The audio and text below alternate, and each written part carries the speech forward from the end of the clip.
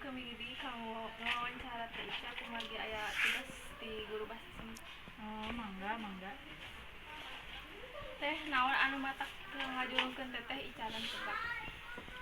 Awal masih iseng, cuma kadina nya resep masak jadinya dikembangkeun we, alhamdulillah.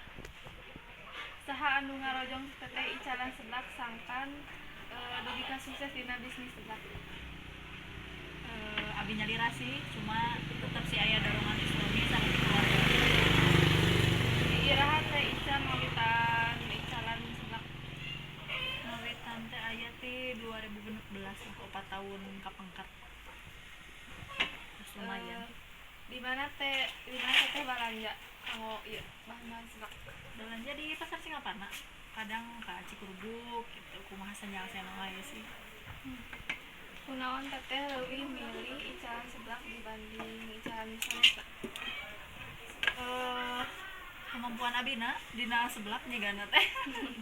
Kanu sanes teu acan dicobian sih nu dina seblak. kumaha teh Ica carana narik nu ngalanggan sangkan tarana teh Ica icaran di dieu.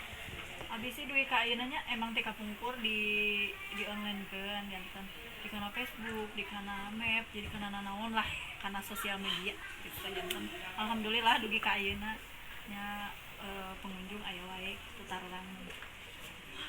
Ya teu teh Ica kana waktosna punten beli aya kalepatan mugia anu kunaon anu disampaikan ke Ica aya manfaat